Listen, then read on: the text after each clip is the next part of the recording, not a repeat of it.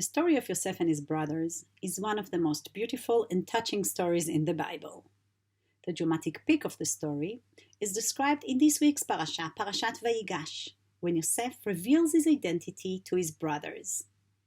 This is a human story about jealousy, hatred, and reconciliation. But what is the theological message of the story? What worldview does it seek to establish? The moment of Yehuda's speech and Yosef's revelation contains the essence of the ideology voiced by the entire story. In this moment, two players take center stage, Yehuda and Yosef, and each represents here a different theology. Yehuda represents a worldview that places complete responsibility for human actions on the individual. Yehuda is always active, a doer. In this moment of crisis with Yosef, he bravely approaches him. He believes he can change the position of the other and offers a remarkable rhetorical speech.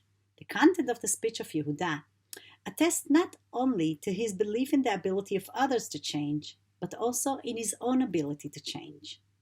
Contrary to the story of Yosef being sold to slavery, in which the brothers deceived Yaakov and caused him incurable pain, Yehuda promises his father that he would guarantee the safety of his youngest child, contrary to his suggestion to sell Yosef.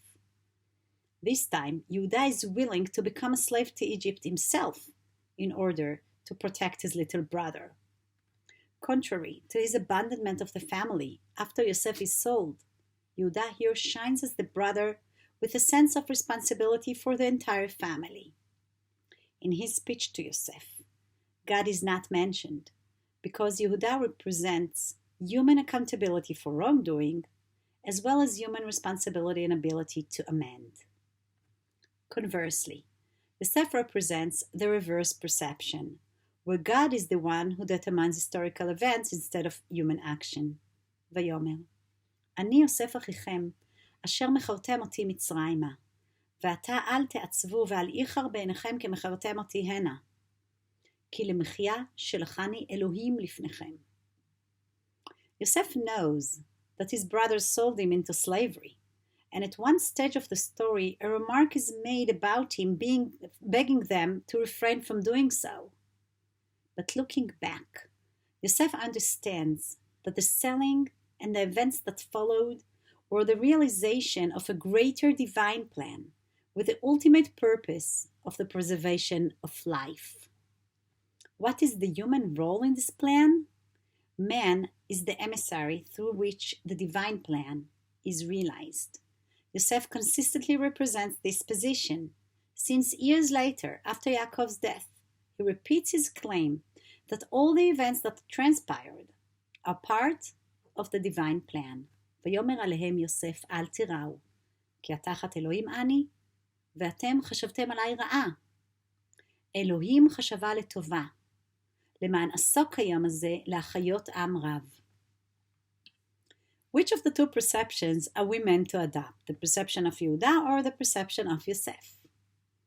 The story's dramatic peak juxtaposes these two perceptions in order to teach us that they should live side by side.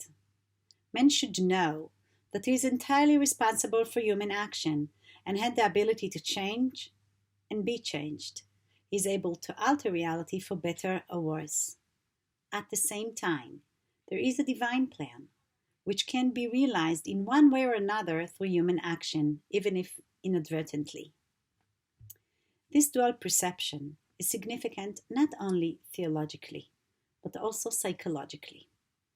Exclusive human liability can lead to initiative and create a moral compass, but may also induce anxiety, anger, and guilt. Exclusive divine responsibility enables self-forgiveness, but may induce a sense of removing all human responsibility, which leads to passivity. Only the combination between these perceptions create the correct balance, enables a full and moral religious and emotional existence.